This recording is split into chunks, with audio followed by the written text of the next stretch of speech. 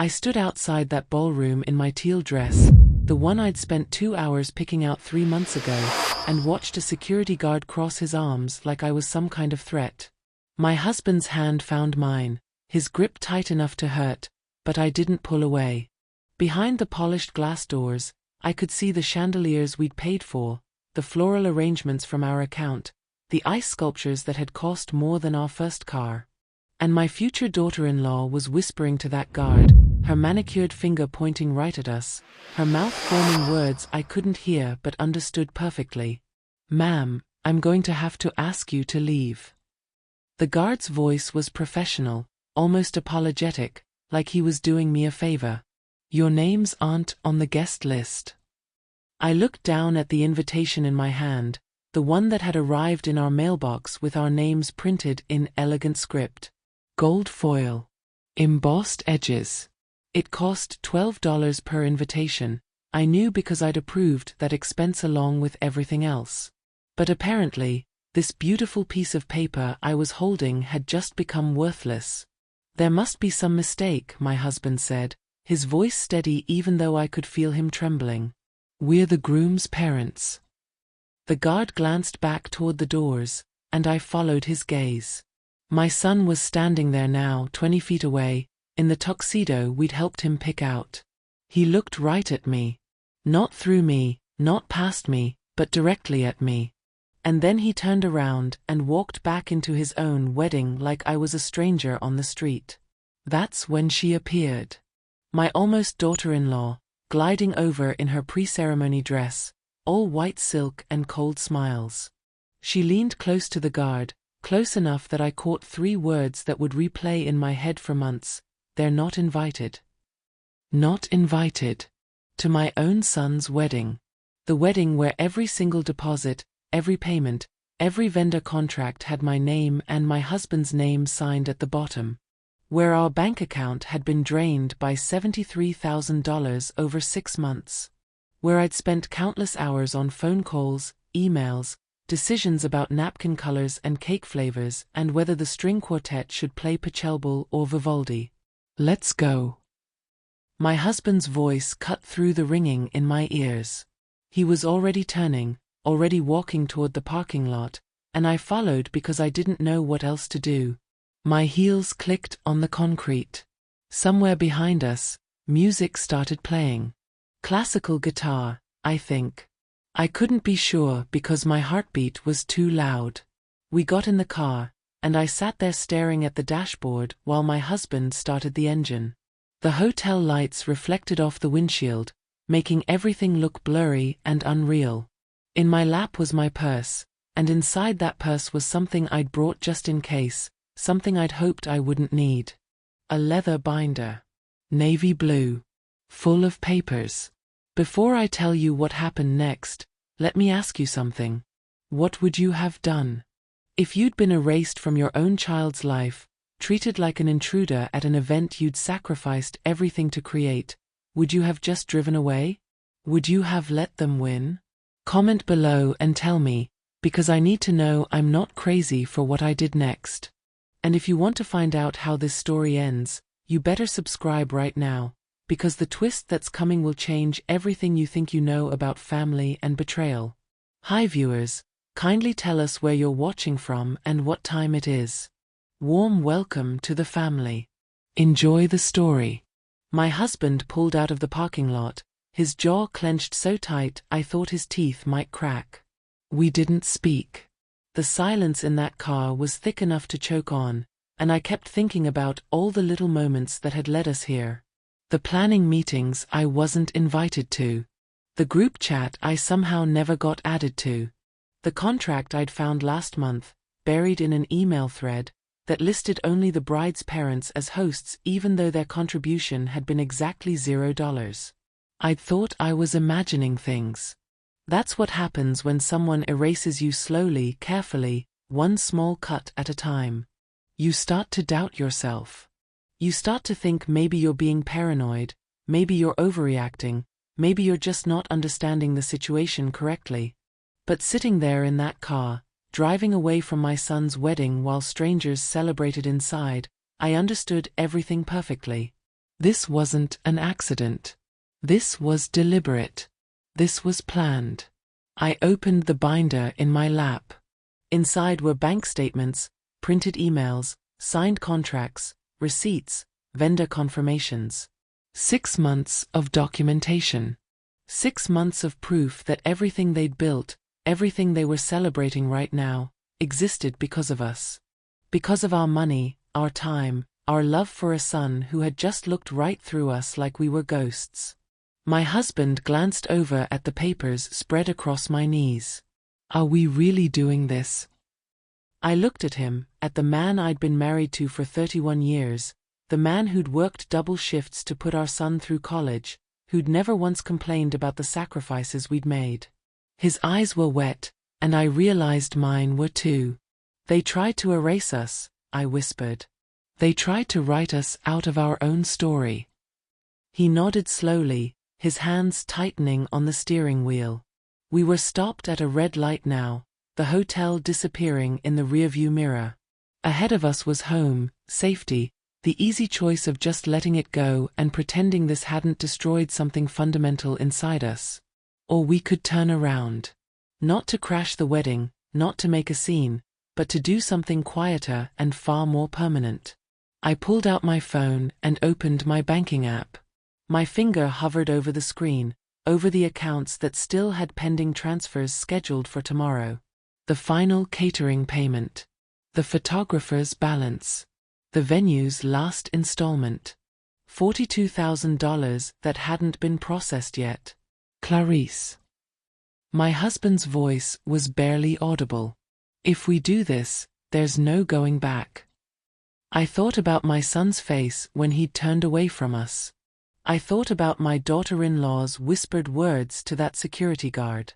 I thought about all the hours I'd spent planning this wedding, all the dreams I'd had about this day, and how every single one of them had just been crushed under the heel of someone else's cruelty. And then I thought about something my grandmother had told me once, years ago, when I was young and still believed that love and good intentions were always enough. She'd said that sometimes the kindest thing you can do is teach someone what happens when they take you for granted. That quiet justice is more powerful than loud revenge. That paper trails and proof and careful documentation can do more damage than any shouted argument ever could. The light turned green, but my husband didn't move. He was waiting for me to decide. Waiting to see if I had the courage to do what needed to be done. I looked down at my phone one more time, at those pending transfers that represented the final pieces of their perfect day. My name is Clarice Rowan, and I'm 54 years old. I've been a nurse for 28 years, worked the night shift at County General for most of them so my husband could be home with our son during the day. We weren't rich, never pretended to be, but we were solid. We paid our bills, saved what we could, and believed that family meant something.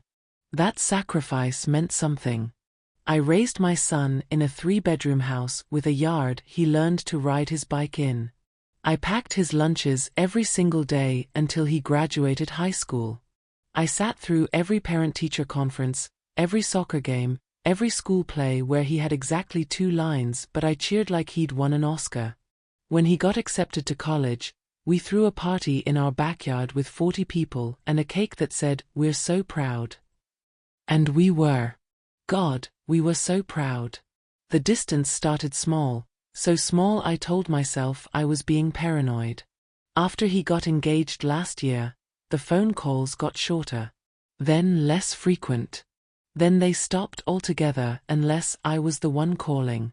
I'd text him about wedding plans, and he'd respond with 1 or 2 words. "Sounds good. Whatever you think." Like I was bothering him instead of trying to help him celebrate the biggest day of his life. 3 months before the wedding, I got added to a group chat. Finally, I thought. Finally I'm being included. But then I noticed something strange. Messages would appear with timestamps from hours earlier, conversations I'd missed entirely. They were adding me after the decisions had already been made, just so it looked like I'd been part of the process. When I mentioned the flowers I liked, nobody responded. When I suggested a photographer I knew, the bride wrote back, "We already booked someone, thanks though." I started keeping a list in my phone. Small things that didn't seem important by themselves, but together painted a picture I didn't want to see. The venue tour I wasn't invited to. The dress shopping trip that happened without me. The engagement party where I found out the date from a Facebook post, not from my son. "You're being sensitive," my husband said one night when I brought it up. "They're young. They're busy. They don't mean anything by it." But I knew better. Women always know better. We can feel when we're being pushed out, even when nobody's laid a hand on us. The real proof came 6 weeks before the wedding. I was checking our email, looking for a confirmation from the caterer, when I found something in my spam folder. A contract. From the venue. Dated 2 weeks earlier. I opened it, and my stomach dropped straight through the floor. The contract listed the hosts as Mr. and Mrs. Richard Chen. The bride's parents. Not us. Not the Rowans. Not the people who'd been writing checks since January. The people who'd put down the initial deposit, paid for the venue, the catering, the band, the flowers, everything. We were the bank, but they were taking the credit. I printed it out. My hands were shaking so badly I could barely hold the paper. At the bottom, there was a signature line for the financial guarantors, and it was blank. They hadn't even bothered to forge our names. They'd just erased us completely. That night, I couldn't sleep. I lay in bed staring at the ceiling, listening to my husband snore, and wondered when exactly I'd become invisible to my own child. Was it gradual? Was there a specific moment? Or had I just been so busy trying to be helpful, trying to be supportive, that I hadn't noticed I was being written out of the story entirely? I got up at 2 a.m. and went to my office. I pulled out every piece of paperwork related to the wedding. Bank statements showing the transfers. Emails with vendor confirmations. Receipts for deposits. I organized them chronologically, highlighted our names wherever they appeared, and put them in a binder. I didn't know what I was going to do with it. I just knew I needed proof that I existed, that I mattered, that I hadn't imagined my own role in my son's life. The next morning, I called the venue directly. "Hi, this is Clarice Rowan," I said, my voice steady even though my heart was hammering. "I'm calling to confirm the details for the wedding on." "Oh, Mrs. Rowan." The coordinator's voice brightened. "Yes, we have everything set. You've been so wonderful to work with." "Can you tell me," I said slowly, "who's listed as the primary contact on the account?" There was a pause. The sound of typing. "That would be Mrs. Patricia Chun. Is there a problem?" I looked down at the bank statement in front of me. The one showing that every single payment had come from our account, not the Chen's. "No problem," I said. "Just confirming. Thank you." I hung up and sat there in the quiet of my kitchen, and that's when I understood. This wasn't about planning styles or personality conflicts. This was about erasure. Deliberate, calculated, complete. They were stealing my place in my son's life, and they were doing it on paper, one document at a time. And the worst part? Nobody was going to believe me until it was too late. The seating chart showed up in my email on a Tuesday. I almost deleted it, thinking it was spam, but something made me open it. "Final seating arrangement, please review," the subject line said. I clicked on the attachment, and there we were. Table 17. In the back corner. Next to the restrooms. My sister was at table 3. My husband's brother was at table 5. Our closest friends, people we'd known for decades, were scattered throughout the room at tables 6, 8, and 12. But us? The groom's parents? We were tucked away like an embarrassment, like people you invite out of obligation but hope nobody notices. I called my son. It rang 4 times before going to voicemail. Hey, it's me. Can you call me back? I have a question about the seating chart. I tried to keep my voice light, casual, like I wasn't falling apart inside.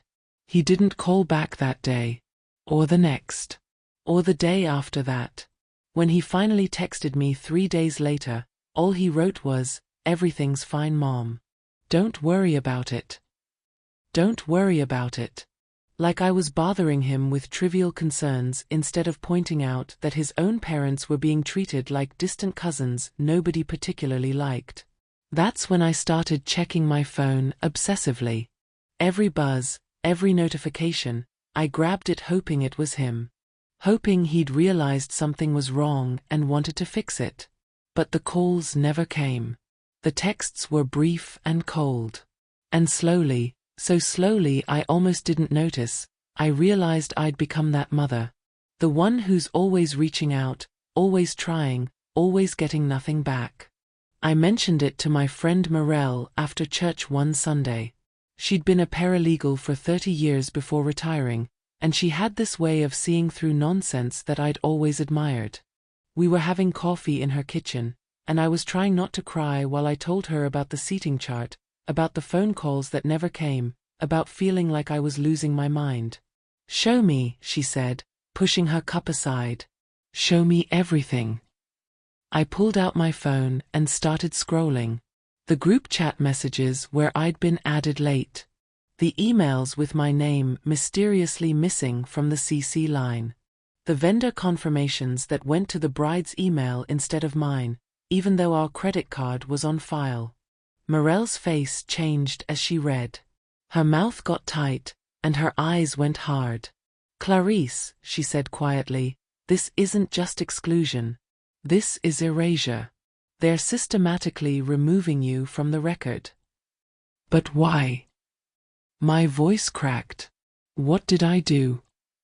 "It doesn't matter what you did." She looked up at me, and something in her expression scared me. "What matters is what they're trying to do. And honey, they're trying to make it look like you were never really involved. Like you were just a bystander who happened to show up." I thought about the contract I'd found, the one listing the bride's parents as hosts. I thought about the seating chart, about the phone calls my son wouldn't return, about the way I'd started to doubt my own memory of events. "But we paid for everything," I whispered. "We have proof." "Then that's what we use." Morel stood up and went to her office, coming back with a yellow legal pad and 2 pens. She sat down across from me and clicked her pen like she was loading a weapon. "If they're doing this on paper, then we fight them on paper. We document everything. Every email, every text, every receipt, every conversation. We build a timeline that can't be disputed." "I don't want to fight with my son." "You're not fighting with your son." Her voice was sharp now, urgent. "You're fighting for your son.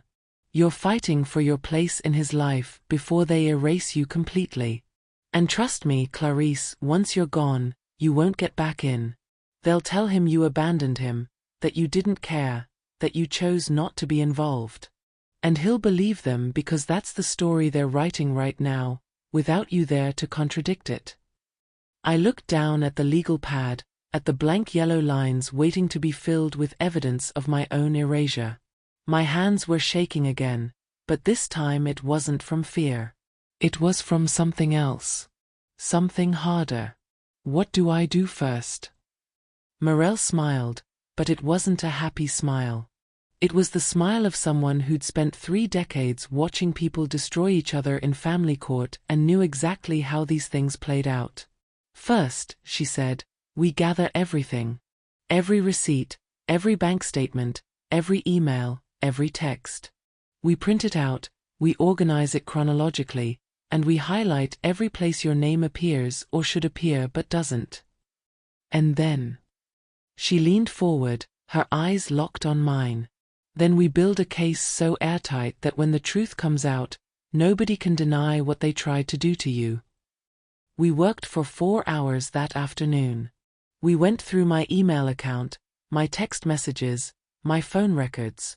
We printed bank statements showing every transaction related to the wedding. We created a spreadsheet with dates, amounts, vendors, and contact information. We highlighted discrepancies. We noted timestamps. We built a timeline that told the truth, even when my own son wouldn't. By the time I left Morel's house, I had 3 binders full of documentation. 3 binders that proved beyond any doubt that this wedding existed because of us, not despite us. But I also had something else. A realization that made my chest hurt and my eyes burn. My son wasn't just distant. He wasn't just busy. He was being turned against me, slowly and deliberately, by people who wanted me gone. And the worst part was, I didn't know if I could get him back. That night, I sat at my kitchen table and stared at those binders. My husband came home from work and found me there, still in the same spot 2 hours later. "What's all this?" he asked. I looked up at him, and I know my face must have told him everything because his expression changed. "They're trying to erase us," I said. "They're rewriting the story so we don't exist. And I'm not going to let them." He picked up one of the binders and started flipping through it. I watched his face as he read, as he saw the evidence laid out in black and white, as he realized what I'd been trying to tell him for months. His jaw got tight. His hands gripped the edges of the paper until his knuckles went white. "What do we do?" he asked quietly. I thought about my son. About the little boy who used to hold my hand in parking lots. About the teenager who'd call me from college just to hear my voice. About the man who now couldn't be bothered to return my calls. And then I thought about the people who'd done this to us. Who'd stolen our place in our own child's life and thought we'd just accept it. "We fight," I said. "But not the way they expect." My husband nodded slowly, and I saw something in his eyes I'd never seen before. Not anger, exactly. Something colder. Something more determined. "What's the first move?" he asked. I opened my laptop and pulled up our bank account. There were pending transfers scheduled for the next week. Thousands of dollars going to various wedding vendors. Final payments that would complete the picture-perfect day they'd planned without us. "We freeze everything," I said. "Every account tied to the wedding. Every pending payment. Every automatic transfer. We stop it all until things get clarified." "They'll panic." "Good." I looked at him, and I know he could see that I'd changed. That something inside me had shifted. Let them panic. Let them scramble. Let them realize that you can't erase the people who are holding everything together. He sat down next to me, and together we started going through the accounts. One by one, we flagged the transactions. We put holds on the transfers. We contacted our bank and explained that there were discrepancies that needed to be resolved before any more money could be moved. It was quiet work. Methodical. No raised voices, no dramatic confrontations. Just 2 people protecting themselves the only way they knew how. By midnight, it was done. Every wedding-related payment was frozen. Every vendor expecting money tomorrow would wake up to find the funds unavailable. Every carefully planned detail would suddenly be in jeopardy. And we'd done it all with calm precision, with documentation to back up every single decision. My husband turned off the laptop and looked at me. "There's no going back from this." "I know. They're going to hate us." "They already do," I said quietly. "At least now they'll have a reason." We went to bed that night holding hands like we used to when we were young. And I lay there in the dark, listening to the sound of his breathing, thinking about what we'd just set in motion. Somewhere across town, our son was sleeping next to his fiancée, both of them completely unaware that their perfect wedding had just developed a very serious problem. And that problem had a name. Actually, 2 names. Ours. The first call came at 8:17 in the morning. I was making coffee when my phone lit up with a number I didn't recognize. I let it go to voicemail. Then another call came. Then another. By 9 o'clock, I had 6 missed calls and 3 voicemails, all from wedding vendors who were very confused about why their payments hadn't cleared. I didn't call any of them back. Not yet. My husband sat across from me at the kitchen table, both of us pretending to eat breakfast neither of us wanted. His phone was buzzing too, lighting up like a Christmas tree with calls and texts. We'd agreed the night before. Radio silence until we were ready. How long do we wait? He asked quietly. I thought about the seating chart. About table 17 in the back corner. About my son's face when he'd turned away from me at the ballroom doors. Until they come to us, I said. At 10:30, the florist called my husband's phone. This time, he answered. I could hear the woman's voice, high and stressed, explaining that the final payment for the ceremony arrangements hadn't processed and they were supposed to deliver tomorrow for the rehearsal. My husband's response was calm, almost casual. There seemed to be some discrepancies in the contracts. We're sorting them out with our attorney. We'll be in touch.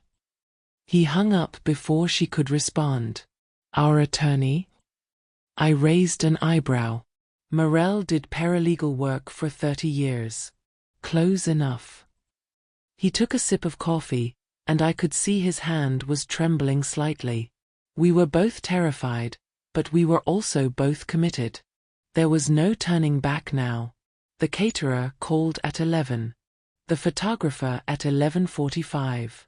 The band at noon. Each time, we gave the same response. Discrepancies. Attorney. We'll be in touch. No explanation, no apology, no promise of when the money would be released. By 1 o'clock, my phone rang with a number I did recognize. My son. Finally. I stared at the screen, my thumb hovering over the answer button.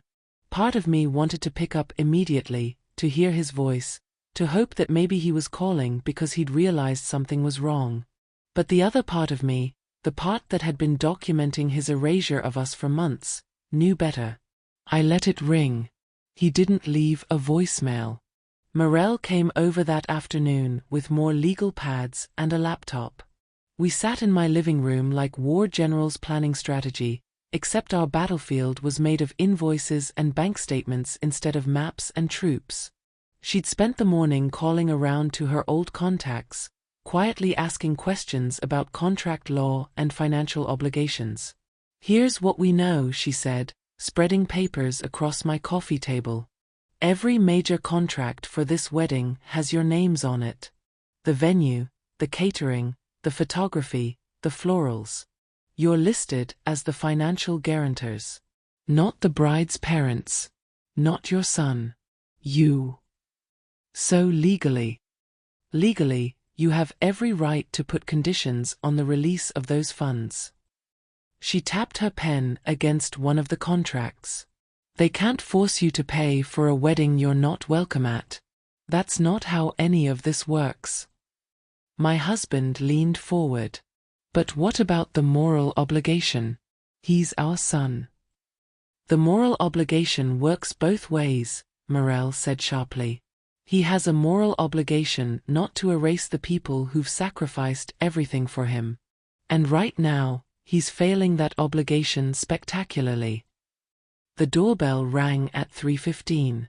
We all froze, looking at each other like criminals who'd just heard police sirens. I got up slowly and walked to the front door, my heart pounding so hard I could feel it in my throat. Through the peephole, I saw my son's car in the driveway. But he wasn't alone. His fiancée was with him, standing slightly behind him on the porch, her arms crossed and her face set in that expression I'd come to know well.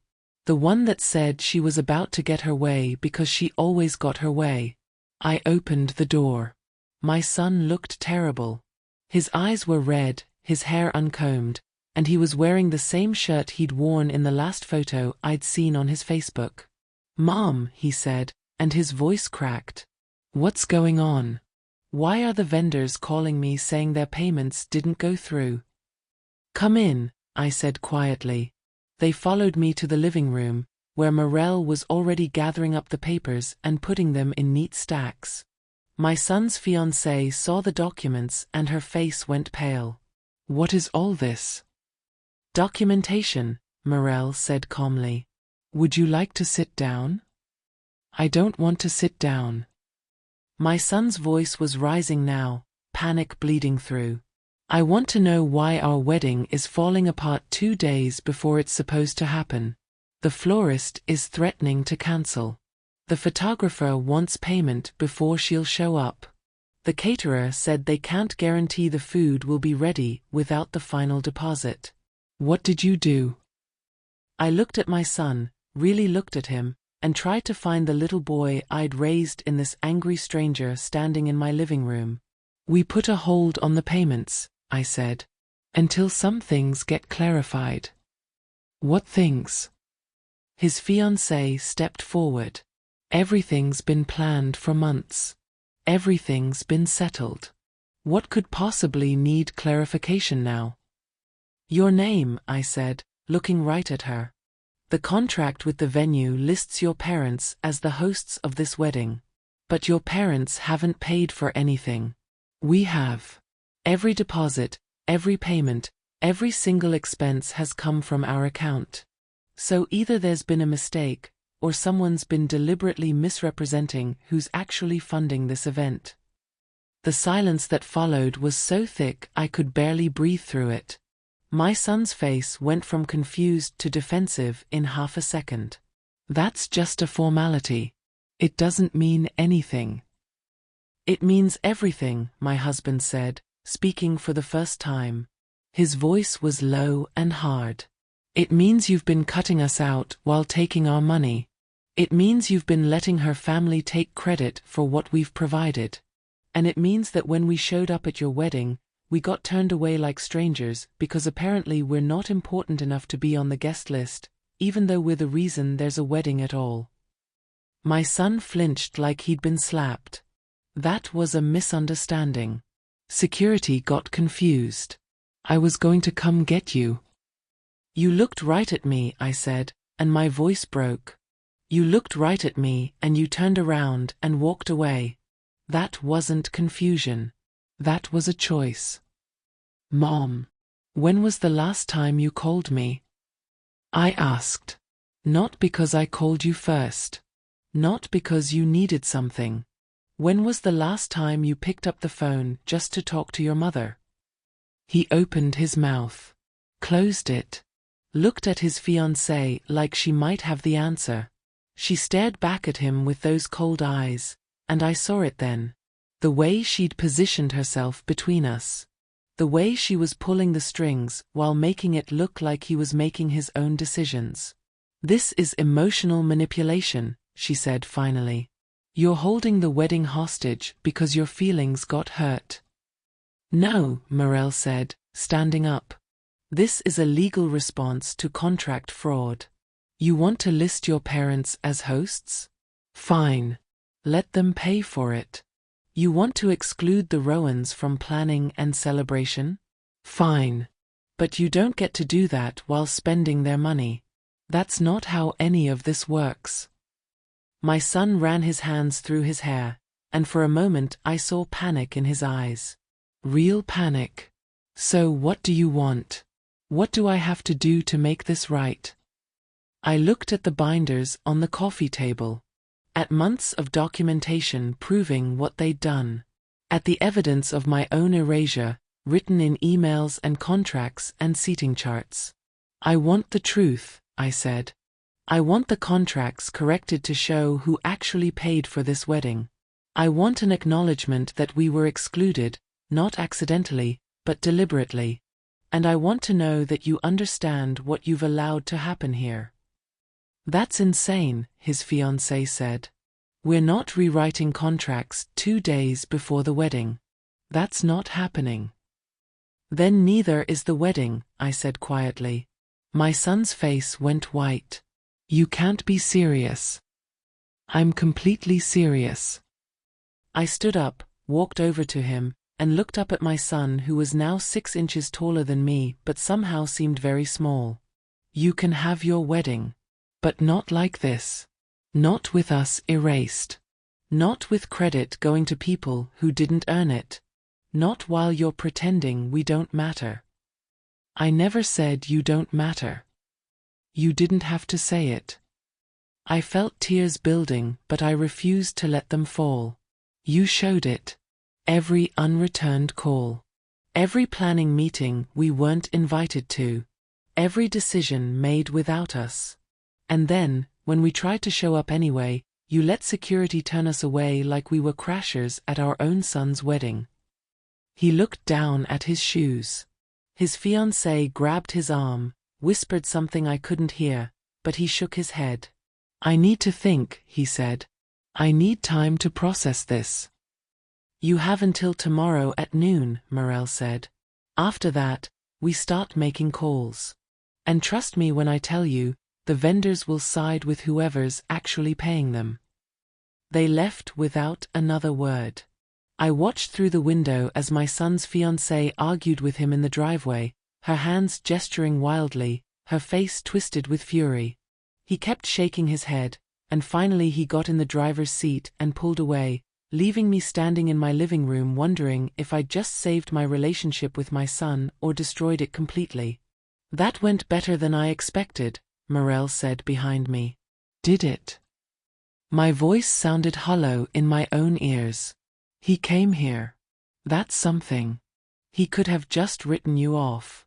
But he showed up, and he listened, and he didn't walk out when things got uncomfortable. That's more than a lot of adult children would do." I turned to look at her. "What if I'm wrong? What if I'm making this worse?" "You're not wrong," she said firmly. "And you're not making anything worse. You're making it real.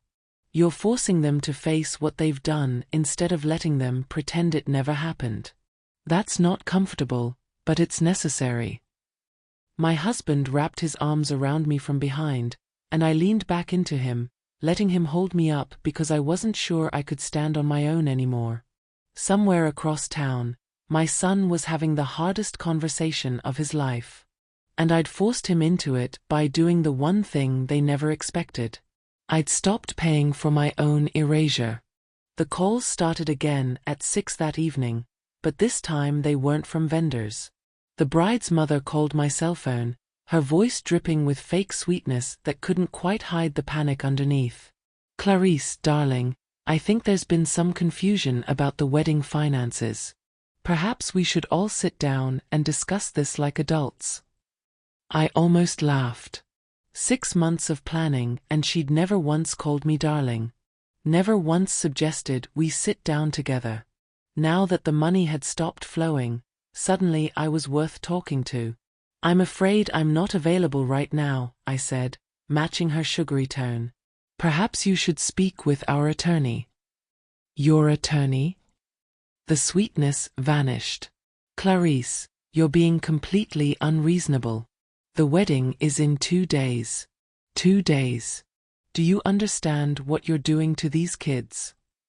"I understand perfectly." I kept my voice level, calm, even though my hands were shaking. "I understand that you've been positioning yourself as the host of this wedding while we've been paying for it. I understand that your name is on contracts where ours should be. And I understand that when we tried to attend the wedding we funded, we were turned away at the door. So yes, I understand exactly what's happening here." She sputtered for a moment, and I could practically hear her brain working, trying to find a new angle of attack. "You're doing this because you're jealous. You can't stand that your son loves my daughter more than he loves you." The words hit like a physical blow, but I didn't give her the satisfaction of knowing it. "Have a good evening," I said, and hung up. My phone rang again immediately. I declined the call. It rang again. Declined. Again. I finally turned it off and tossed it on the couch like it might explode. "That bad?" my husband asked from the kitchen. "She called me jealous." I could feel the tears threatening again, but I was so tired of crying. She said our son loves her daughter more than he loves me. He came over and pulled me close, and I buried my face in his chest. Maybe he does right now, he said quietly. But that doesn't mean we stop fighting for him. It means we fight harder. At 8 o'clock, someone knocked on our door. Loud, aggressive knocking that made it clear they weren't planning to leave. My husband looked through the peephole and his face went hard. It's the bride's father. I thought about not answering, about pretending we weren't home. But that would just delay the inevitable. Let him in, I said. Richard Chun was a stocky man in his 50s who'd made his money in real estate and apparently thought that meant he could bulldoze anyone who got in his way. He walked into our living room like he owned it, his face red and his jaw clenched. "What the hell do you think you're playing at?" he demanded. "Please sit down," my husband said calmly. "I'll stand." Richard crossed his arms. "You're going to release those payments right now. Tonight. Or I'm calling my lawyer and having you sued for breach of contract." "Which contract?" Morel appeared in the doorway with one of the binders. "The one that lists you as the host? Because that's interesting, since you haven't paid for anything. Or maybe the one with the venue, where the Rowans are clearly marked as the financial guarantors. I'm curious which contract you think gives you standing to sue." Richard's face went from red to purple. "This is extortion." "No," Morel said, flipping open the binder. "Extortion is when you demand money you're not entitled to. This is called protecting your interests when someone attempts fraud. Would you like to see the documentation?" "I want to see you release the payments." "Then you're going to be disappointed." I stood up, forcing myself to meet his eyes even though everything in me wanted to hide. "Because those payments aren't being released until the contracts are corrected and we're properly acknowledged as the ones funding this wedding. You're punishing 2 kids because you're bitter and vindictive." "We're protecting ourselves because we're not stupid," my husband said. "You want credit for hosting the wedding? Fine. Host it. Pay for it. But you don't get to erase us while spending our money." Richard took a step forward, and my husband moved to stand between us. For a moment, I thought there might actually be a physical fight in my living room, 2 men in their 50s about to throw punches over wedding contracts. But Richard seemed to realize how that would look. He stepped back, smoothed his shirt, and tried a different approach. "Let's be reasonable about this," he said, his voice slightly calmer. "Nobody wants the wedding to fall apart. These kids love each other. They've been planning this for months. And yes, maybe there were some miscommunications about credit and acknowledgement, but that's no reason to sabotage their special day." "We're not sabotaging anything," I said. "We're asking for basic honesty and respect. If that sabotages the wedding, then the wedding has bigger problems than vendor payments." "What do you want? Money? Is this about money?" The question made me actually laugh, a bitter sound that surprised even me. "We've given you $73,000. If this was about money, we would have stopped months ago." "Then what? What possible reason could you have for doing this?" "Because they tried to erase us." My voice broke on the last word, and I hated myself for it. "Because our son looked at us like we were strangers. Because we were put at table 17 in the back corner. Because every single decision was made without us, every plan finalized before we were consulted, every credit given to people who didn't earn it. And because when we tried to show up anyway, we were turned away at the door of an event we paid for. That's what this is about. Being erased from our own son's life while funding that erasure." Richard stared at me for a long moment. Some of the anger drained from his face, replaced by something I couldn't quite read. "That's what this is really about? Feelings?" "Yes," I said simply. "Feelings. Family. being treated like we matter. Apparently those are radical concepts. He looked at Morel, then at my husband, then back at me. What would it take to fix this? The truth, I said. In writing. Contracts corrected to show who actually paid. Public acknowledgement that we're the hosts, not you. And an apology from our son for what happened at the ballroom. That's it. That's it. He was quiet for a long moment, thinking. I could see him doing calculations in his head, weighing costs and benefits, trying to figure out if it was worth bending to our demands or better to try to force our hand some other way. Finally, he nodded once, sharp and decisive. I'll talk to my wife. And my daughter.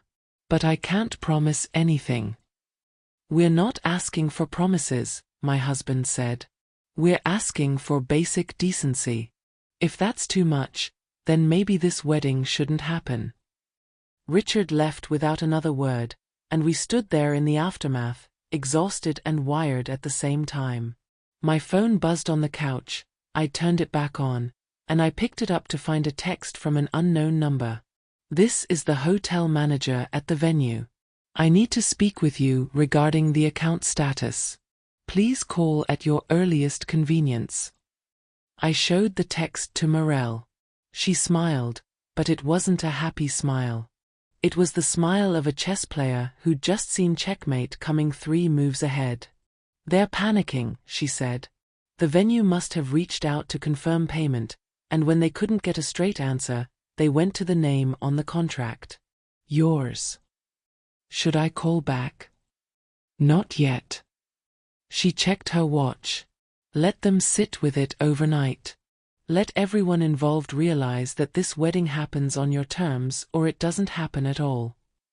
We ordered pizza that none of us really ate. We sat in the living room with the binders spread across the coffee table like evidence at a trial. And we waited. At 11:47, my phone lit up with a call from my son. This time, I answered. Mom. His voice was rough, like he'd been crying or yelling or both. We need to talk. Can I come over? It's late. I know. But this can't wait. Please.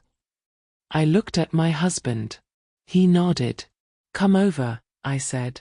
He arrived 20 minutes later, alone this time. His fiancée wasn't with him, and I wondered if that was significant. He sat on the edge of our couch, his hands clasped between his knees, and for the first time in months he looked like my son again. Scared. Young. Lost. I didn't know, he said finally. About the contracts. About your names being left off. About the seating chart. I swear, Mom, I didn't know any of it. But you knew we weren't being included in the planning. He nodded miserably. She said you were being overbearing. That you were trying to take over. That it was her day and she needed to make the decisions. And I believed her because it was easier than standing up to her. Because I'm weak and I was scared of losing her. You were willing to lose us instead. I didn't think, his voice cracked. I didn't think it would go this far. I didn't think she would actually try to keep you out of the wedding. And when security stopped you at the door, I froze. I just completely froze because I didn't know what to do. And by the time I unfroze, you were already gone. I wanted to comfort him. Every instinct in my body was screaming. To reach out, to hug him, to tell him it was okay. But it wasn't okay, and pretending it was would just teach him that he could hurt us without consequences. You had a choice in that moment, I said quietly. And you chose her over us. I know. Tears were running down his face now, and he wasn't bothering to wipe them away. I know, and I hate myself for it. But I'm here now. I'm asking you to give me a chance to fix this. How? My husband asked. How do you fix months of exclusion? How do you fix letting us be turned away at the door? How do you fix letting her family take credit for everything we've sacrificed? I talked to her. He looked up at us, his eyes red and desperate. After you left today, we had the biggest fight we've ever had. She said you were being unreasonable, that you were trying to control everything, that we should just cancel the wedding and elope. And I told her no. I told her that if she couldn't respect my parents, then maybe we needed to rethink this whole thing. And what did she say? I asked. He was quiet for a long moment. She said I had to choose. Her or you. The words hung in the air between us, heavy and horrible. I felt my husband's hand find mine, squeezing tight. And what did you say? My voice was barely a whisper. My son looked at me, and I saw something in his eyes I hadn't seen in months.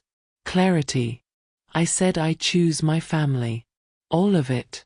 And if she can't accept that, then maybe she's not the person I thought she was. I felt something break open inside my chest, but I couldn't tell if it was hope or grief or some terrible combination of both. Where is she now? At her parents' house. She packed a bag and left. She said she's not coming back unless I call you right now and tell you to release the payments with no conditions. He pulled out his phone and set it on the coffee table between us. So here I am. Not calling to demand anything. Just asking. What do I have to do to make this right? Morel, who'd been silent this whole time, leaned forward. The contracts need to be corrected. Your parents need to be listed as the hosts and financial guarantors on every document. The seating chart needs to be changed.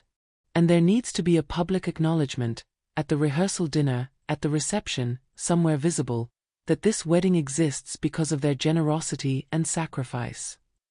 Done, he said immediately. Whatever you need. I'll call the venue tomorrow morning. I'll rewrite the seating chart myself. I'll make sure everyone knows the truth. And your fiancée? I asked.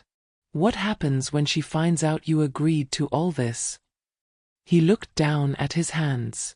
I don't know. Maybe she leaves. Maybe the wedding doesn't happen. But I'd rather lose her than lose you. I know that now. I should have known it months ago, but I was stupid and selfish and I let her convince me that you were the problem when really, his voice broke again. Really, I was the problem. I was the one who stopped calling. I was the one who didn't stand up for you. I was the one who let this happen. I stood up and walked over to him, and this time I did what every part of me had been screaming to do. I pulled him into my arms and held him while he cried like he was 10 years old again and had just scraped his knee on the driveway. My husband joined us, and for a moment we were just a family again, broken and hurting but together. The venue manager called, I said when he'd calmed down enough to listen. I need to call her back tomorrow and clarify the account status. If you're serious about fixing the contracts, that's where we start. He nodded against my shoulder. I'll be there. Whatever you need me to do, I'll do it. And if your fiancé gives you an ultimatum? He pulled back and looked at me, and I saw something in his face that looked like the man I'd raised. Strong. Certain. Then I guess I'll be calling off a wedding. Because I'm not choosing between my family and someone who demands I abandon them. Not anymore. He left an hour later, promising to meet us at the venue at 9 in the morning. We watched him drive away, and I felt my husband's arm around my waist, holding me steady. Do you think he means it? I asked. I think he wants to mean it, my husband said carefully. Whether he can follow through when she turns on the pressure again, that's the question. We went to bed that night in a strange state of suspended hope, not quite believing things could actually get better but not quite ready to give up either. I lay awake for hours, staring at the ceiling, wondering if my son would show up tomorrow or if his fiancée would convince him overnight that we were the villains in this story. At 3 in the morning, my phone buzzed with a text. From my son. I love you, Mom. I'm sorry I forgot that for a while. See you at 9. I read it 3 times, then showed it to my husband, who'd also been lying awake. He read it once and pulled me close, and we finally fell asleep holding on to each other and that tiny spark of hope. At 8:55 the next morning, we pulled into the hotel parking lot. Morel was already there, leaning against her car with a fresh binder of documents. And standing next to her, looking nervous but determined, was my son. He'd shown up. He'd actually shown up. The hotel manager met us in the lobby, a professional woman in her 40s who looked like she'd been dealing with wedding drama for too many years and was thoroughly over it. She led us to a conference room and spread out the contracts on the table. I need to understand what's happening here, she said, looking between us. The account is frozen, vendors are calling, and I have 3 different people claiming to be the primary contact. So let's clarify this right now. Who is financially responsible for this wedding? We are, my husband said, sliding our bank statements across the table. Every payment has come from our account. Every deposit, every installment, everything. She reviewed the statements, comparing them to her records. Then she looked at the contracts, where the bride's parents were listed as hosts. Her face tightened. These contracts are incorrect, she said flatly. Based on these statements, the Rowans should be listed as the primary account holders and hosts. This is a significant discrepancy. That's why we froze the payments, Morel said. We need the contracts corrected to reflect reality before any additional funds are released. The manager nodded slowly. I can have new contracts drawn up today, but I need signatures from all parties involved. That includes, she glanced at her notes, the bride and her parents. They're not going to sign, my son said quietly. Not without a fight. Then we have a problem, the manager said. Because I can't proceed with this event without clear documentation of who's actually responsible for payment. If the Rowans are funding it, they need to be on the contracts. If the Chens are funding it, then we need payment from them immediately. But this middle ground where one family pays and another takes credit? That doesn't work for me. My phone buzzed. A text from an unknown number. I opened it and felt my stomach drop. If you don't release those payments in the next hour, I'm sending this story to every wedding blog and social media account I can find. You'll be known as the parents who destroyed their son's wedding out of spite. Try building a reputation after that. It was from my son's fiancée. And attached to the message was a draft post, already written, painting us as bitter, controlling parents who'd weaponized money to manipulate their son. I showed the text to Morel. Her face went cold. Forward that to me, she said. And don't respond. What is it? My son asked. I handed him my phone. He read the message and his face went white, then red. She's threatening you? She's protecting herself, Morel said. Or trying to. But threatening to publicly defame someone unless they give you money? That's called extortion. And it's a crime. My son stood up so fast his chair fell backward. I need to make a call. He walked out of the conference room, and through the glass wall I could see him pacing in the hallway, his phone pressed to his ear, his free hand gesturing wildly. The conversation lasted maybe 5 minutes, and when he came back in, his face was set in stone. The wedding's off, he said. The room went completely silent. What? I whispered. I just called her and told her that if she sends that post, if she goes through with that threat, then we're done. Not just the wedding. Everything. And she laughed at me. She actually laughed and said I was bluffing. He looked at me, and his eyes were clear. So I told her I wasn't. I told her that I'd rather be alone than married to someone who would threaten my parents. And then I hung up. The hotel manager cleared her throat delicately. So, should I cancel the event? My son looked at the contracts spread across the table, at months of planning and thousands of dollars and a future that had just evaporated. "Yeah," he said quietly. "Cancel it. All of it." "Wait," I said, standing up. "You don't have to do this. We can figure something out. We can." "No, Mom." He turned to face me fully. "You were right. About all of it. She was erasing you. She was using your money while pushing you out. And I let it happen because I was too weak to stand up to her. But I'm not weak anymore. And I'm not marrying someone who treats my family like this." I looked at my husband, then at Morel, then back at my son. "Are you sure?" "I've never been more sure of anything." He managed a weak smile. "Besides, you know what they say. Better to figure this out now than after the wedding, right?" The manager started gathering up the contracts. "I'll begin the cancellation process. Some deposits are non-refundable, but we'll return what we can."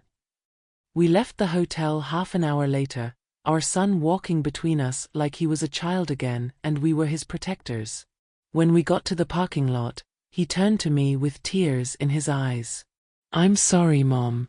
For everything. For all of it." "I know," I said, pulling him close. "I know you are. What do I do now?" I thought about that question, about all the ways his life had just completely changed. Now you heal. You figure out who you are without her. You rebuild the relationships you let fall apart. And you learn from this. He nodded, wiping his eyes. "Can I come over for dinner tonight?" "You can come over any night," my husband said. "You're always welcome." That never changed. We watched him drive away, and I felt Morel's hand on my shoulder. "Well," she said, "that was not how I expected this to end." "Is it over?" I asked. "Really over?" "The wedding is. But the fallout?" She shook her head. "That's just beginning. The bride and her family are going to be furious. There will be stories, accusations, social media posts. You need to be ready for that." "Let them come," my husband said quietly. "We have documentation. We have the truth. And most importantly, we have our son back." We drove home in silence, both of us processing what had just happened. The wedding we'd paid for was cancelled. The relationship we'd tried to save had exploded. But somehow, against all odds, we'd gotten what we actually wanted. Our son. Our family. The truth.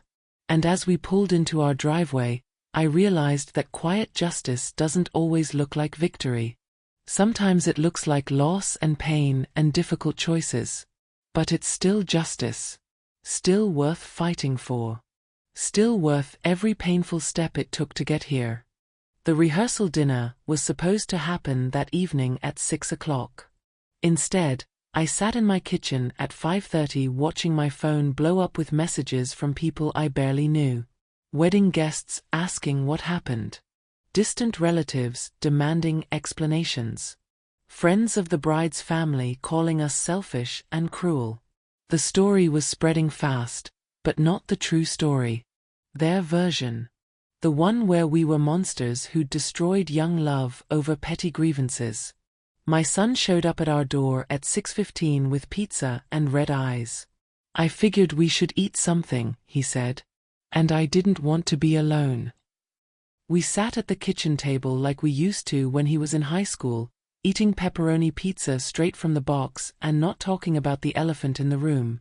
Finally, he broke the silence. "Her parents are threatening to sue me for the deposits they claim they made. Except they didn't make any deposits. But they're saying they did." "Let them try," Morel said from the doorway. We hadn't even heard her come in, but apparently she still had our spare key from earlier. "We have every receipt, every bank statement, every transaction record. They have nothing but lies." My son pushed his pizza around on his plate. This was supposed to be the happiest day of my life. No, I said gently. Tomorrow was supposed to be the day you married someone who loved you enough to respect your family. Turns out that wasn't happening. So maybe this is actually a gift, even though it doesn't feel like one right now. He nodded, but didn't look convinced. Everyone thinks I'm weak. That I let my parents control me. Better they think you're weak than you actually become weak by staying with someone who demands you abandon the people who raised you, my husband said. At 7 o'clock, there was a knock at the door. Aggressive, demanding. My husband looked through the peephole and his jaw tightened. It's both of them. The bride and her mother. Don't open it, my son said immediately. Please. I can't deal with her right now. But the knocking continued, getting louder. Then my phone buzzed. A text from the bride. I know you're in there. We need to talk. Now. Morel walked to the door and opened it before any of us could stop her. The bride and her mother stood on our porch, both of them dressed like they were going to the rehearsal dinner that would never happen. The bride's makeup was perfect, her hair styled, her dress elegant. She looked like she was ready to perform, not reconcile. We're willing to compromise, the bride's mother announced, pushing past Morel into our living room. You release the payments, we'll add your names to the programs as co-hosts. Everyone wins. The wedding's cancelled, my son said from the kitchen doorway. I told you that. His fiancée spun around, and I saw something dangerous flash in her eyes. You don't get to make that decision alone. This is our wedding. Mine and yours. Not theirs. Actually, it's their wedding, he said quietly. They paid for it. They planned it. They made it possible. And you tried to erase them from it. So yeah, I do get to make this decision. And I'm making it. She walked toward him slowly, and I saw her shift tactics. Her voice went soft, vulnerable. Baby, please. Don't do this. Don't throw away everything we built because your mom got her feelings hurt. Her feelings didn't just get hurt, he said. You deliberately excluded her. You rewrote contracts. You put them at table 17 in the back corner. You had security turn them away at the door. That's not hurt feelings. That's cruelty. I was protecting our day, she snapped, the vulnerability vanishing. Your mother is overbearing and controlling, and she would have taken over everything if I'd let her. My mother, he said, his voice rising, paid for everything. Every single thing. And you treated her like garbage while spending her money. That's not protection. That's theft. The bride's mother stepped forward. We're prepared to reimburse you for the expenses. Every penny. We'll write you a check right now and you can walk away with your dignity intact. You don't have that kind of money, Morel said flatly. We know exactly what your financial situation is. You can't cover $73,000. You're bluffing. The room went silent. The bride's mother's face went pale, then red. How dare you investigate us? How dare you commit fraud? Morel shot back. You positioned yourselves as hosts of a wedding you couldn't afford, took credit for generosity you didn't provide, and attempted to erase the actual benefactors from their own son's life. That's not just rude. In some jurisdictions, it's criminal. My son's fiancée turned to him one last time. Choose, she said. Right now. Me or them. He looked at her for a long moment, and I saw something die in his eyes. Whatever love had been there, whatever hope, it was gone. I already chose, he said. I chose truth. I chose family. I chose self-respect. And apparently, I chose to dodge a bullet. She slapped him. The sound cracked through the room like a gunshot, and my husband was moving before I could even process what had happened, putting himself between them. Get out, he said, his voice deadly quiet. Get out of our house right now. The bride looked shocked, like she couldn't believe what she'd just done. But her mother grabbed her arm and pulled her toward the door. "You'll regret this," she hissed at us. "All of you. We'll make sure everyone knows what kind of people you really are." They left, slamming the door behind them. My son stood frozen, his hand on his cheek where she'd hit him, and I saw tears streaming down his face. "Come here," I said, and he collapsed into my arms like a child, sobbing. Not because of the slap, I think, but because of everything. The loss, the betrayal, the realization of what he'd almost married into. We held him while he cried, my husband and I, and Morel quietly locked all the doors and closed all the curtains. Outside, I could hear a car engine start and tires screech as they drove away. "It's over," my son whispered. "It's really over." "Yes," I said. "It is. And now you can start healing." But even as I said it, I wondered what tomorrow would bring. Because people like that don't just disappear quietly. They make noise. They cause damage. They burn everything down on their way out. And I had a feeling we were about to see exactly how much destruction they were capable of. I remembered the day he was born. 26 years ago, in a hospital room that smelled like antiseptic and hope. He'd come out screaming, red-faced and furious, and the nurse had placed him on my chest and said, "He's got strong lungs." I'd looked down at this tiny human I'd made, this person who was half me and half my husband, and I'd promised him I would always protect him. Always keep him safe. Always love him no matter what. I thought about that promise a lot over the years. When he fell off his bike and broke his arm at 7. When he got bullied in middle school and came home crying. When his first girlfriend broke his heart at 16 and he locked himself in his room for 3 days. Every time, I'd wanted to fix it, to make the pain go away, to fight his battles for him. But I couldn't do that anymore. He was a grown man now, sitting at my kitchen table at 2 in the morning, staring at his phone like it might explode. We'd sent him to bed hours ago, but he'd come back downstairs unable to sleep. I'd found him there when I came down for water, and instead of telling him to rest, I'd sat down across from him. "I keep thinking about all the signs I missed," he said quietly. "The way she'd get angry when I'd mention you. The way she'd change the subject whenever I talked about family memories. The way she'd roll her eyes when your name came up. I saw it all, and I just ignored it. Because I wanted to believe she was the one." "We all ignore red flags when we're in love," I said. "That's not unique to you. But I'm your son. I'm supposed to be smarter than that."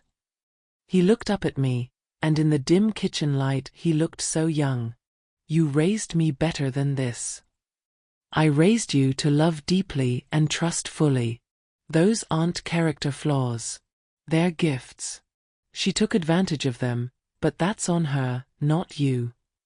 He was quiet for a moment, scrolling through something on his phone.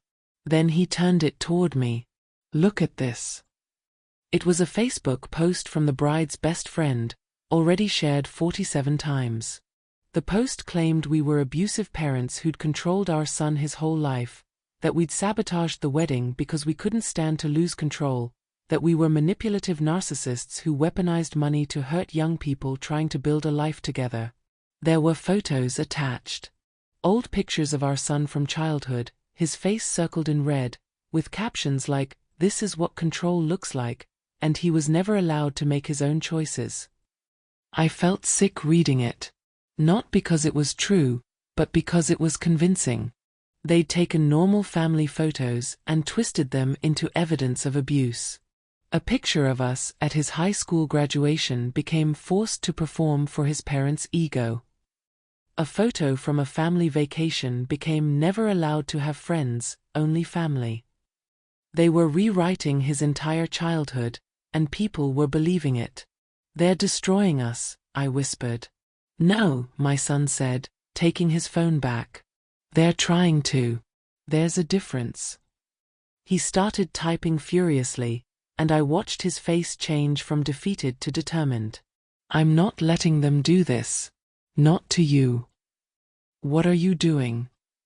Setting the record straight. He turned his phone toward me again, showing me a draft post. It was long, detailed, honest. He'd written about the exclusion, the erasure, the contract fraud. He'd included screenshots of the seating chart showing us at table 17. He'd posted photos of our bank statements with the account numbers blacked out but the amounts visible. He'd told the whole truth, not their version of it. If you post that, there's no going back, I said. It'll be public. Permanent. Everyone will take sides. Good, he said. Let them take sides. Let them see the truth and decide for themselves. I'm done protecting her reputation at the expense of yours. He hit post before I could stop him. Not that I would have. He was right. Sometimes the only way to fight lies is with truth, even when the truth is messy and painful and makes everyone uncomfortable. Within minutes, comments started appearing. Some supportive, some hostile, some confused. But people were reading it and sharing it, and suddenly there were two narratives competing instead of just one. The bride's friends rallied, calling him a liar and a mama's boy. But our family and friends showed up too, backing his story, adding their own observations about how he'd changed over the past year. My phone buzzed. A text from my sister. Just saw his post. I'm so proud of him. And you. This took courage. Then another from my husband's brother. About time someone called her out. We've been biting our tongues for months. Then another from a friend I hadn't talked to in years. I always knew something was off about her. Your son is brave for walking away. My son watched the comments roll in, his expression unreadable. Think I did the right thing? I think you did the only thing, I said. You told your truth. That's all anyone can do. At 3 a.m, there was a knock at our door. Not aggressive this time, but tentative. Nervous. My son went to answer it, and I heard a male voice I didn't recognize. When he came back to the kitchen, there was another young man with him. Tall, dark-haired, wearing a hoodie and looking uncomfortable. Mom, this is Marcus. He was supposed to be one of my groomsmen. My son's voice was carefully neutral. He has something to tell you. Marcus sat down at our table and pulled out his phone. I need to show you something. I've been feeling guilty about it for weeks, but I didn't know what to do. After I saw your son's post tonight, I realized I couldn't keep quiet anymore. He opened a group chat. The bride, her mother, her best friend, and 2 other bridesmaids. The messages dated back 6 months. I started reading, and my blood went cold. They'd planned it. All of it. The exclusion, the erasure, the contract manipulation. There were messages strategizing how to phase out the in-laws without them noticing. Tips on how to redirect credit to parents who actually deserve it.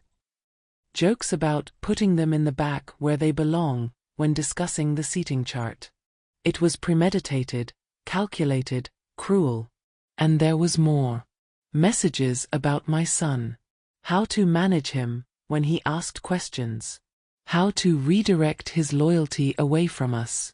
How to make him feel guilty for wanting to include us. They'd been manipulating him for months, maybe longer, and they documented it all in writing. Why are you showing us this? I asked Marcus. He looked ashamed. Because I'm in that chat. I never said anything against it, and that makes me complicit. I thought it was just wedding drama, just bridezilla stuff. But after tonight, after she hit him. He shook his head. That's not okay. None of this is okay. And I thought you should know it wasn't just her. It was all of them. They worked together to push you out. My son was reading over my shoulder, his face getting paler with each message. They called my mom a parasite who needed to be extracted, he said, his voice hollow. They called my dad a checkbook with legs. They laughed about turning me against you. They thought it was funny. I'm sorry, Marcus said. I should have said something earlier. I should have told you what was happening. But I was a coward, and I'm sorry. Can you send me screenshots of all this? My son asked. Everything in that chat. Marcus nodded and started forwarding images. One after another, damning evidence of conspiracy and manipulation. By the time he was done, my son had enough proof to destroy every lie they'd told. What are you going to do with this? I asked. My son looked at me, and I saw something new in his eyes. Not anger exactly. Something colder. More final. I'm going to make sure nobody believes their version anymore. I'm going to post every single message, every screenshot, every piece of evidence that shows exactly who they really are. And then I'm going to walk away and never look back. That'll destroy her reputation, I said quietly. She tried to destroy yours first, he said. And mine. And our family. She doesn't get to do that and then cry victim when the truth comes out. Marcus left around 4 in the morning, and my son spent the next hour organizing the screenshots into a coherent timeline. He was methodical about it, adding context and explanation, making sure no one could misunderstand what they were seeing. And when he was done, he posted it all. The response was immediate and explosive. The bride's original post got flooded with comments demanding she respond to the evidence. Her friends' supportive messages turned into accusations of betrayal. Within an hour, she'd deleted everything and made her profile private. But it was too late. The screenshots had been shared hundreds of times. The truth was out there now, permanent and undeniable. My son finally went to bed at dawn, exhausted but somehow lighter. And I sat in my kitchen as the sun came up, thinking about how sometimes justice doesn't look like winning. Sometimes it just looks like truth finally catching up to lies. And sometimes that's enough. The bride's parents called at 10 in the morning requesting a meeting. Not demanding this time. Requesting. My husband almost said no, but Morel thought we should hear them out. Let them come to you, she said. Let them sit in your space on your terms, and see what they have to say. Worst case, you confirm they're irredeemable. Best case, you get closure. They arrived at noon, both of them looking like they'd aged 10 years overnight. No designer clothes this time, no polished facades. Just two tired people who'd realized their daughter's wedding had become a public relations nightmare, and they were standing in the blast radius. Richard Chun sat on our couch like he was afraid it might swallow him. His wife Patricia perched next to him, her hands folded in her lap, her makeup unable to hide the dark circles under her eyes. Morel sat in the corner with her ever-present legal pad, taking notes. My son had chosen to stay upstairs. I can't look at them right now, he'd said. But I want to know what they say. We're here to apologize, Patricia began, her voice small. And to negotiate. Apologize first, my husband said. Then we'll see if there's anything to negotiate. Richard cleared his throat. We never intended for things to escalate this way. When our daughter first started dating your son, we saw an opportunity. Not to be malicious, but to give her the wedding she'd always dreamed of. We don't have money like you do. We've struggled our whole lives, barely keeping our heads above water. And when she found someone from a family with resources, we thought. You thought you could take advantage, Morel said flatly. We thought we could help, Patricia insisted.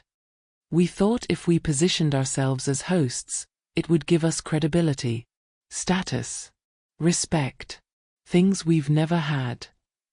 So you committed fraud, I said. You listed yourselves on contracts, took credit for payments you didn't make, and tried to erase us from our own son's wedding. All for status. When you put it like that, it sounds terrible, Richard said.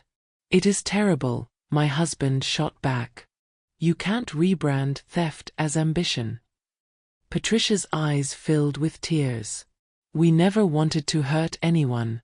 We just wanted our daughter to have a beautiful wedding. And she was so insistent about keeping you away from the planning. She said you were controlling, that you'd take over, that it needed to be her day, not yours. We believed her because we wanted to believe her. But you knew we were paying, I said. You had to know. You saw the contracts. We convinced ourselves it didn't matter, Richard admitted. That once the wedding was over, everyone would forget who paid for what. That it was just paperwork. But you're right. We knew. And we went along with it anyway because it benefited us. There was a long silence. Outside, I could hear birds singing, cars passing, normal life continuing while we sat in this strange moment of reckoning. What do you want from us? My husband asked finally. We want to make this right, Patricia said. Or as right as it can be at this point. We can't undo what's been done. The wedding's cancelled, our daughter's reputation is destroyed, your son is heartbroken. But we can at least try to end this with some dignity. How? I asked. Richard pulled out a folder from his briefcase. We've drafted a statement. Acknowledging that you were the financial backers of the wedding. That we were incorrectly listed as hosts. That the exclusion you experienced was real and wrong. We want to post it publicly, on social media, wherever it needs to go. To set the record straight. Morel took the document and read through it carefully.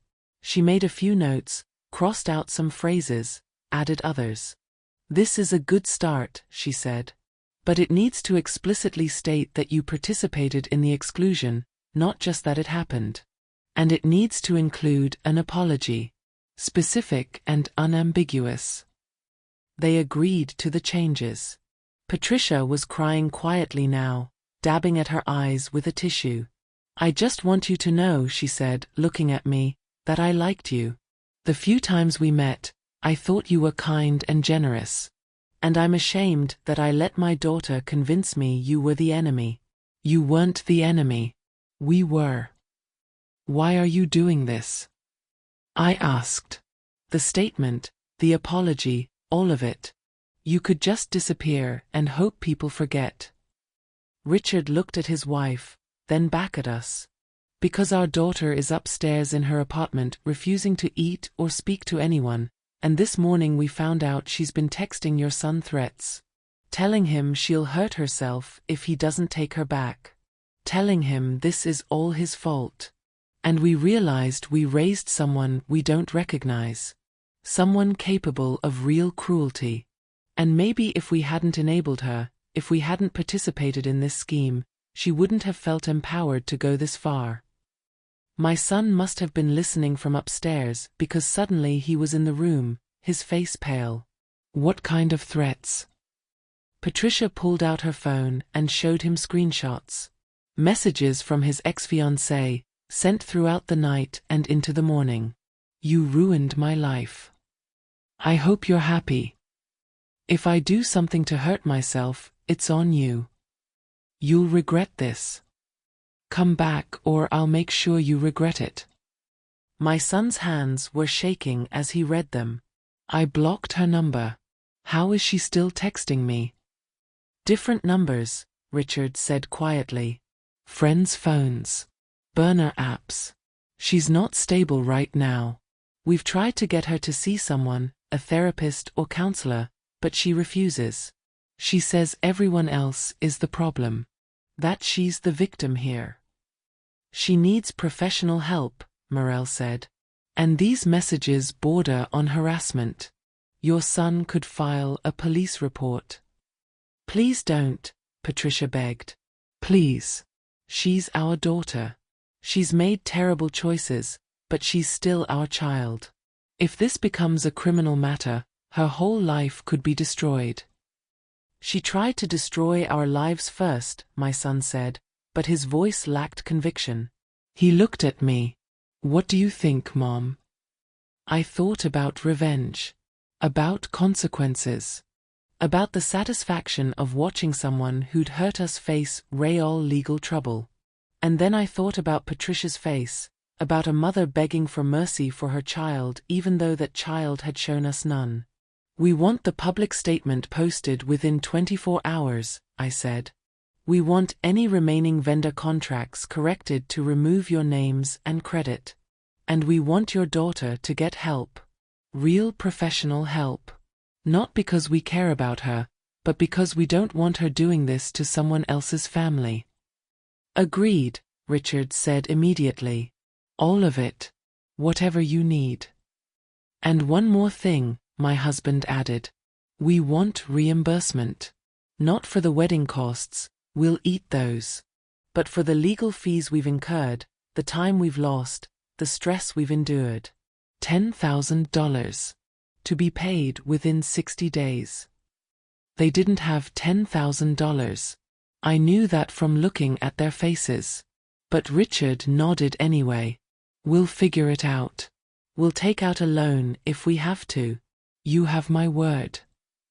Morel drew up a quick agreement outlining everything we'd discussed.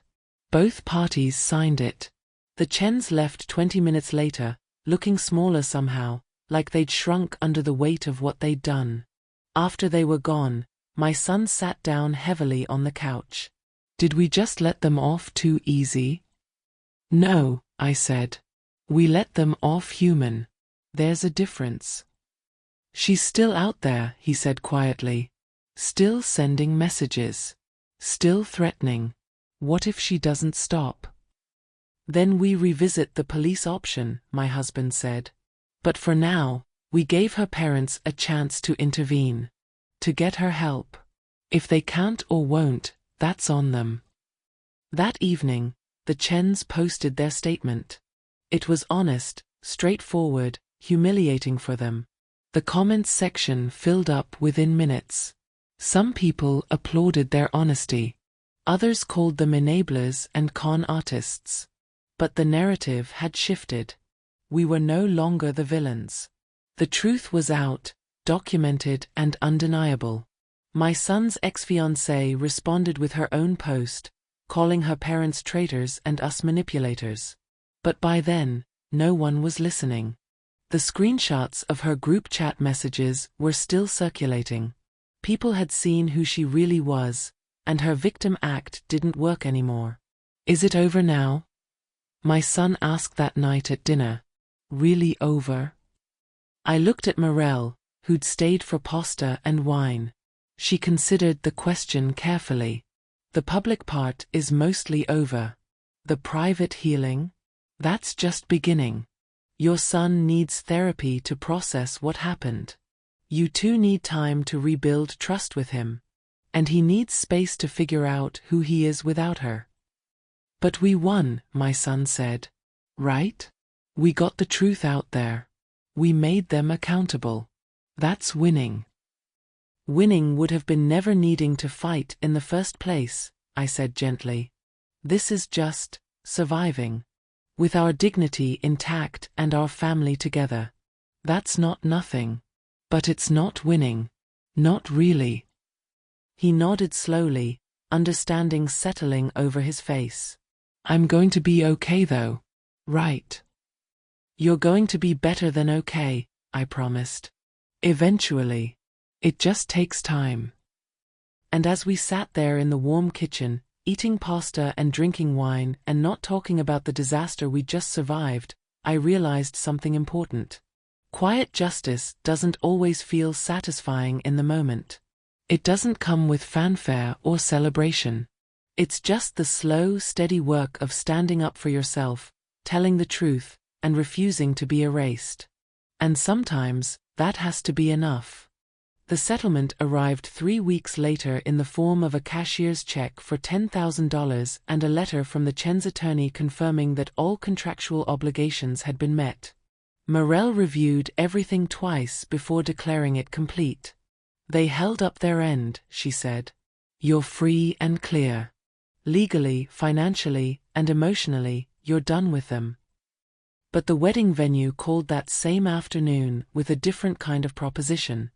Mrs. Rowan, the manager said, her voice careful, I know this is an unusual situation, but we have your date still reserved. The deposits are still in our system. And I wanted to ask if there's any chance you'd want to use it. For what? I asked, confused. The wedding's cancelled. Not for a wedding, she said.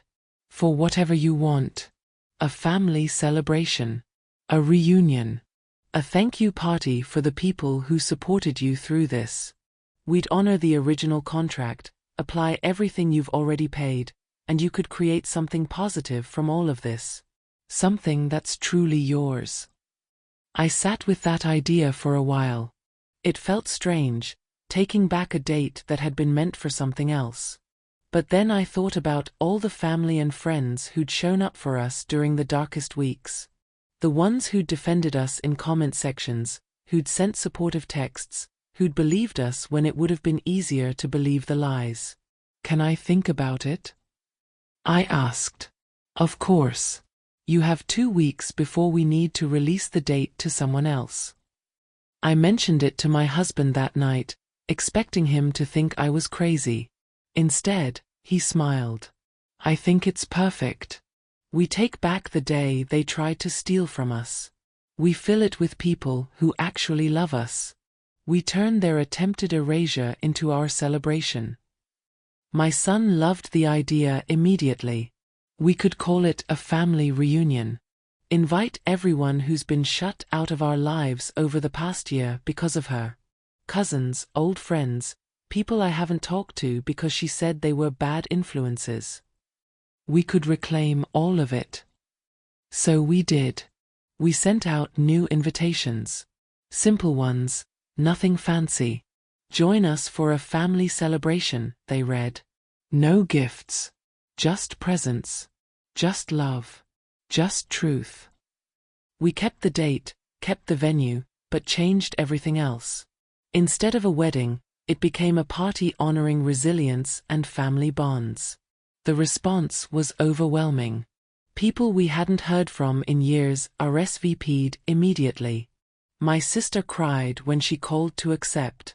I've been waiting for this family to come back together, she said. She almost destroyed us. But we're still here. We used some of the money we'd saved from canceling the wedding to add personal touches. A photo wall of family memories. A live band playing our favorite songs. Food trucks instead of formal catering. It wasn't elegant or sophisticated. It was us. Real, messy, joyful us. The day of the event, I woke up without the knot of anxiety I'd been carrying for months. My son was already downstairs making coffee, humming to himself. You seem happy, I said. I am happy, he said, surprised by his own admission. For the first time in over a year, I feel like I can breathe. Like I don't have to perform or pretend or walk on eggshells. I can just be. The venue looked transformed. String lights everywhere.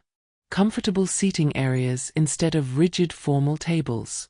A dance floor in the center. Photos of our family covering the walls, documenting years of genuine love and connection. It was beautiful in a way the original wedding never could have been. People arrived throughout the afternoon.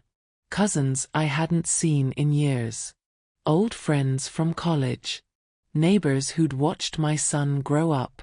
They hugged us, told us they were proud of us, shared their own stories of standing up to toxic people. It wasn't about the cancelled wedding anymore. It was about something bigger. About choosing truth over convenience. About protecting love even when it's hard. Around 6 o'clock, my son stood up and asked for everyone's attention. The crowd quieted, and he pulled out a folded piece of paper from his pocket. His hands were shaking slightly, but his voice was strong. I want to thank everyone for being here today. This party exists because my parents refused to be erased. They refused to let someone steal their place in my life, even when it would have been easier to just accept it. They fought for me when I was too blind to fight for myself. And they taught me something I'll never forget. that quiet justice, the kind that doesn't scream or demand or make a scene, is the most powerful kind there is. He looked directly at me, and I saw tears in his eyes. Mom, Dad, I'm sorry for everything. For every unreturned call, every missed moment, every time I chose someone who didn't deserve me over the people who've loved me my whole life. I can't get that time back, but I can make sure it never happens again. So this party isn't just a celebration. It's a promise. I promise to never let anyone come between us again. I promise to honor what you've given me. And I promise to teach my future kids, whoever they are, about the grandparents who loved their dad enough to fight for him when he couldn't fight for himself. There wasn't a dry eye in the room. People were crying, applauding, hugging each other. And I felt something I hadn't felt in months, complete peace. Not because we'd won some battle or gotten revenge, but because we were whole again. Our family was intact. The truth was known. We'd survived. The rest of the night was exactly what a celebration should be. Dancing, laughing, eating, reconnecting. My son danced with me to a song from his childhood. My husband gave a toast about resilience and family and the importance of standing firm when the winds try to knock you down. Morel made a joke about never wanting to see another wedding contract as long as she lived, but offering to be our paralegal for life if we needed her. Around midnight, as the party was winding down, I stood on the venue's balcony looking out at the city lights. My husband came up behind me and wrapped his arms around my waist. "We did it," he said quietly. "We actually did it." Did what? Survived. Protected our son. Told the truth. Got through the fire without losing ourselves. He kissed the top of my head. "I'm proud of us." "Me too," I whispered. "Me too." We drove home that night with our son following in his car, and for the first time in forever, I felt like we were a family again. Not perfect, not without scars, but together. Whole. Real. The next morning, I woke up to a text from the venue manager. "Thank you for last night. That was the most beautiful event we've ever hosted. Not because of the decorations or the food, but because of the love in that room. You turned something painful into something powerful. That's rare." I showed the text to my husband, and he smiled. "She's right. We did do that, didn't we?" "We did," I agreed. "And I think that's the real lesson here. Pain doesn't have to define us. We get to choose what we make from it." My son came over that afternoon for leftover party food and conversation.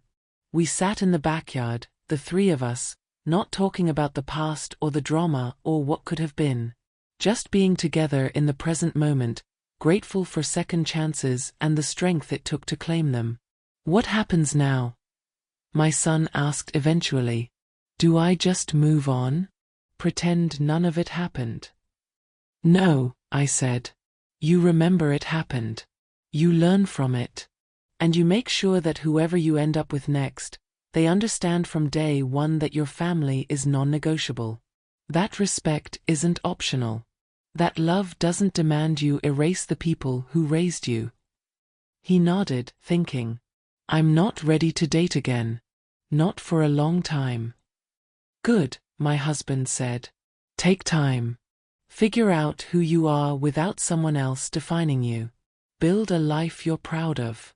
And when you're ready, when you've healed, you'll find someone who adds to that life instead of subtracting from it." "How will I know?" he asked.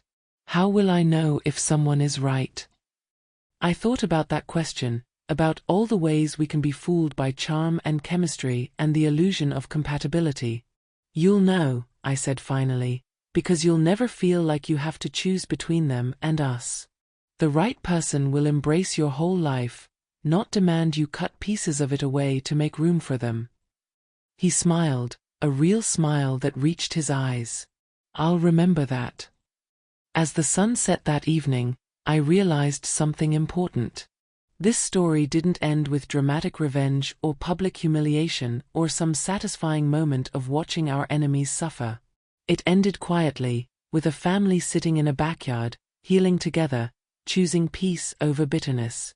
And maybe that was the most powerful ending of all. 6 months later, I got a message from someone I never expected to hear from again. Patricia Chun, the bride's mother. The message was short, careful. I know I have no right to contact you, but I wanted you to know that our daughter is getting help. Real help. She's been in therapy 3 times a week, and she's starting to understand what she did. I'm not asking for forgiveness. I just thought you deserved to know that your insistence on consequences may have saved her life. Thank you. I showed the message to my husband.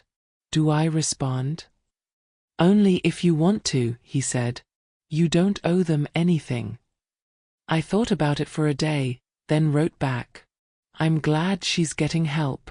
I hope she finds peace. Short, simple, true.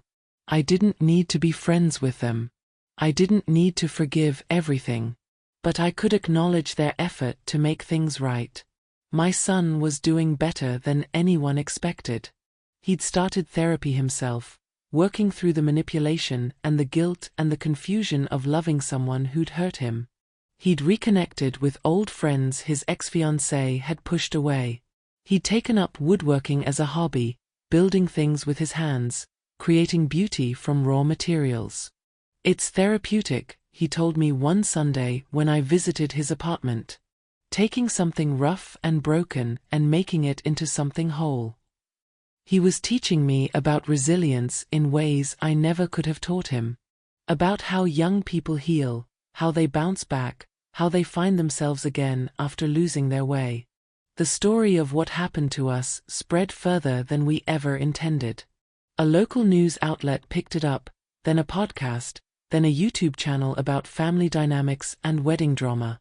We declined most interview requests, but I agreed to do one podcast episode because the host promised to focus on the lesson, not the scandal. What do you want people to take away from your story? The host asked me during the recording. I thought carefully before answering. I want them to know that when someone tries to erase you from your own life, you don't have to accept it. You don't have to fight with screaming or drama or making yourself look bad. You can fight with documentation, with truth, with quiet persistence. You can protect yourself and your family without becoming the villain in someone else's story. And what would you say to parents who are going through something similar right now? I'd say document everything. Keep receipts, save emails, screenshot messages. Not because you want to use them as weapons, but because the truth is your best defense when someone tries to rewrite history. And I'd say trust your instincts. If you feel like you're being pushed out, you probably are. Don't let anyone gaslight you into thinking you're imagining it. The podcast episode went viral in parenting circles. I got hundreds of messages from people sharing their own stories of being excluded by in-laws, erased from grandchildren's lives, manipulated out of family events. The stories were heartbreaking, but also empowering. People standing up, setting boundaries, refusing to be invisible in their own families. One message stood out. It was from a woman named Jennifer whose daughter-in-law had convinced her son to move across the country and cut off all contact.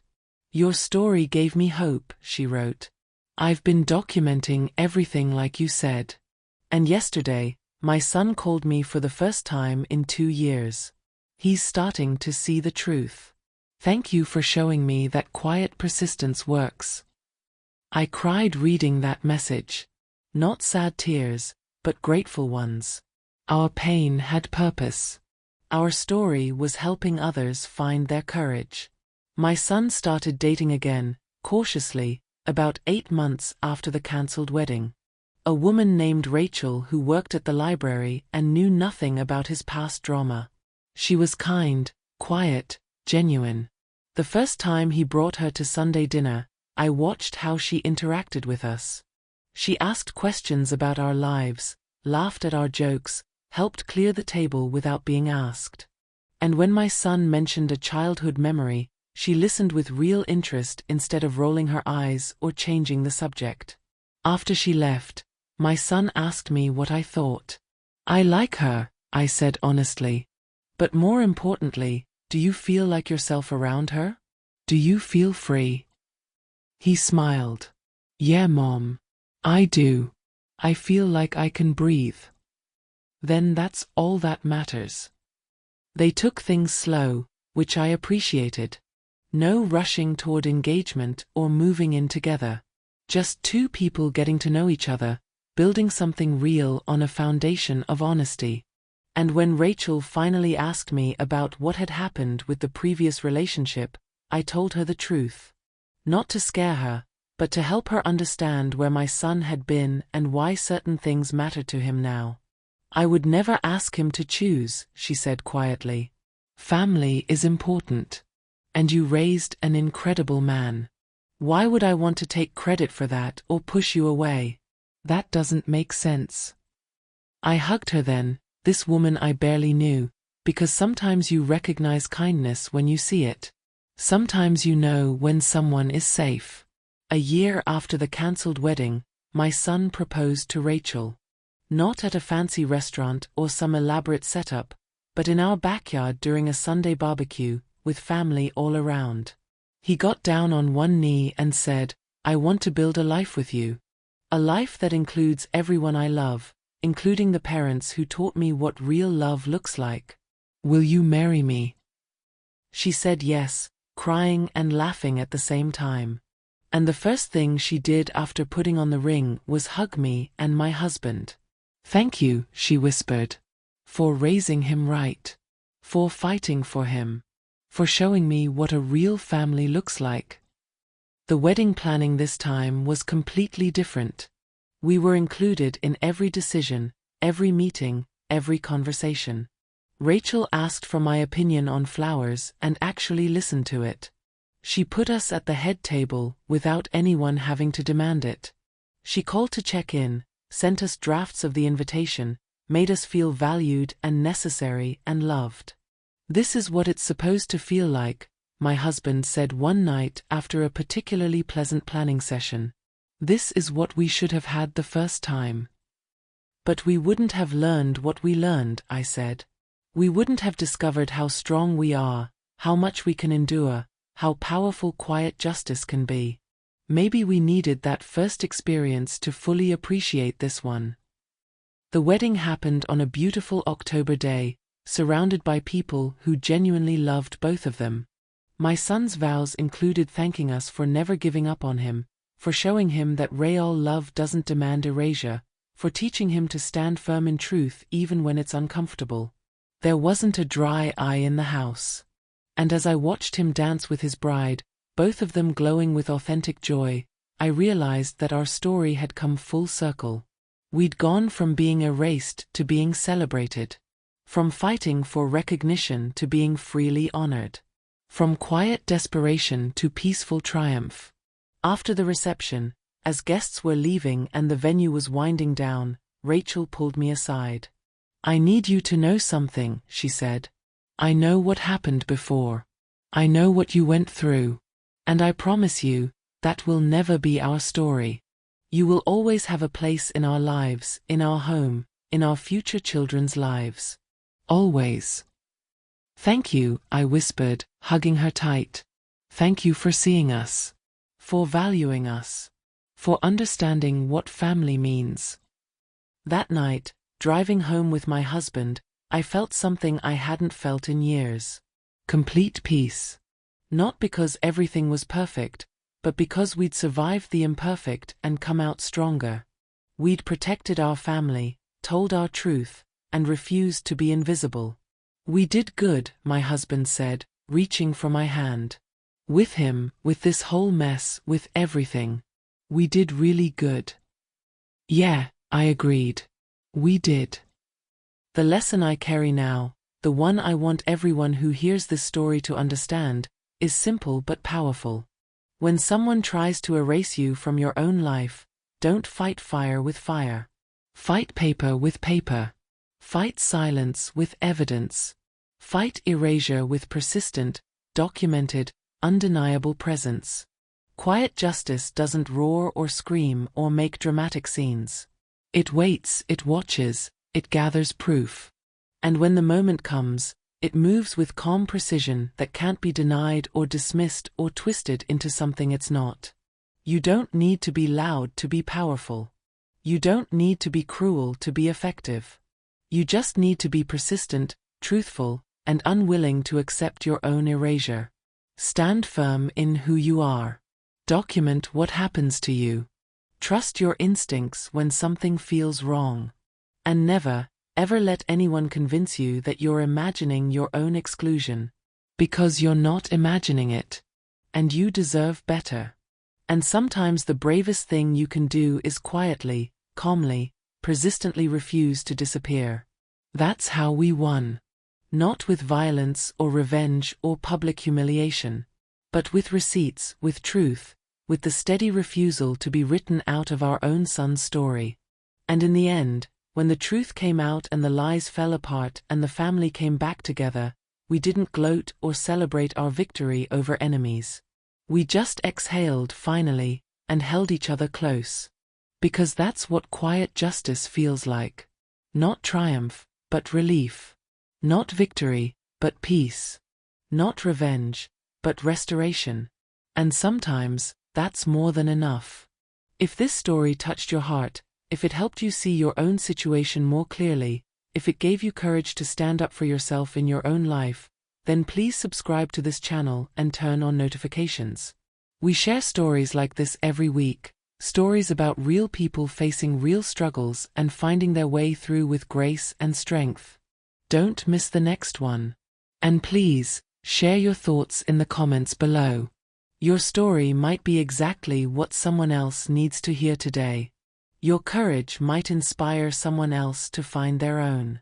Together, we build a community of people who refuse to be erased, who stand firm in truth, and who choose quiet justice over loud revenge. Thank you for being here. Thank you for listening. And remember, you are seen, you are valued, and you are never alone in your fight to be recognized in your own family. Until next time, stay strong and stay true.